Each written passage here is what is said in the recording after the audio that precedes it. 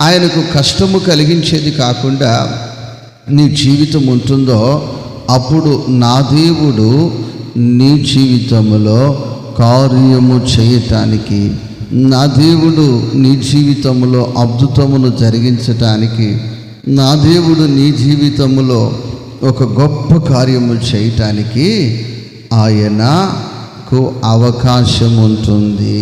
దేవునికి స్తోత్రం. అయితే అసలు దేవునికి ప్రియులుగా ఉండాలి అంటే ఏమి చేయాలి, అసలు ఏమి కలిగి ఉండాలి అని మనము గమనించినప్పుడు, నా ప్రియ దేవుని బిడ్డలారా, మనము చూసినప్పుడు మొదటిగా పరిశుద్ధులుగా ఉండటానికి ఆయన పిలిచాడు. దేవునికి స్తోత్రం. ఆ మాట ఇప్పుడు మీరు చదువుతారు. అనగా పరిశుద్ధులుగా ఉండుటకు. నా ప్రియ దేవుని బిడ్డలారా, లోకంలో సమాజంలో చాలామంది పిలుస్తూ ఉంటారు. కొందరు భోజనానికి పిలుస్తుంటారు, కొందరు సహాయానికి పిలుస్తున్నారు, లేక ఆ విధముగా చాలా పిలుపులు ఈ లోకంలో ఉన్నాయి. దేవుని వాక్యము ఈ పూట మనతో చెప్తున్న మాట ఏంటంటే, మీరు ఈ స్థలానికి ఎందుకు పిలువబడ్డారు అంటే భోజనము చేసుకుని వెళ్ళటానికి కాదు. ఆ విషయం గమనించాలి.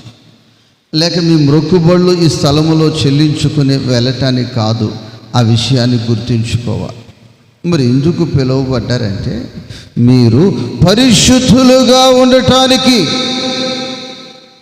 దేవునికి స్తోత్రం. ఎందుకు, ఎలా ఉండటానికి? పరిశుద్ధులుగా ఉండటానికి మీరు పిలువబడ్డారు. అయితే ఎవరైతే పరిశుద్ధత కలిగి, పవిత్రత కలిగి, ఆ పరిశుద్ధతయే మాకు అలంకారముగా ఉండాలి అని ఆ పరిశుద్ధతలో నిలిచి ఆ పరిశుద్ధతలో కొనసాగుతున్నారో, నా ప్రియ దేవుని బిడ్డలారా, వారిని నా ప్రభువు చూసి వీరే నాకు ప్రియమైన వారు, వీరే నాకు ఇష్టమైన వారని ఒక్కొక్కరిని చూసి ఆయన ఆనందిస్తూ ఉంటాడు, సంతోషిస్తూ ఉంటారు. నా ప్రియ దేవుని బిడ్డలారా, ఆయన చెప్తాడు, ఇదిగో ఈ సహోదరి, ఈ సహోదరుడు, ఈ బిడ్డలు నాకు ఎవరంటే ప్రియమైన వారు.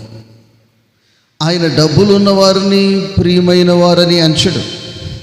అందము ఐశ్వర్యం ఉన్నవారిని, గొప్పవారిగా ఉన్నవారిని, నాయకత్వం కలిగిన వారిని, అధికారము కలిగిన వారిని ఆయన ప్రియముగా ఎంచుకునేవాడు కాదు. మరి ఎవరిని అంటే, నా ప్రియ దేవుని బిడ్డలారా,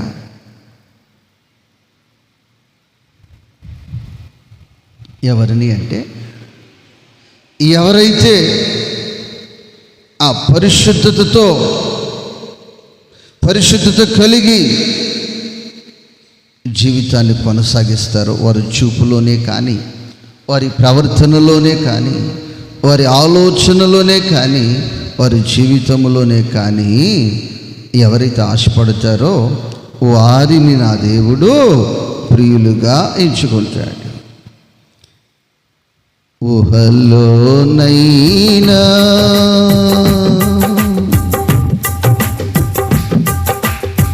పాపము చేయని ప్రతిష్ఠత నీయుమయా.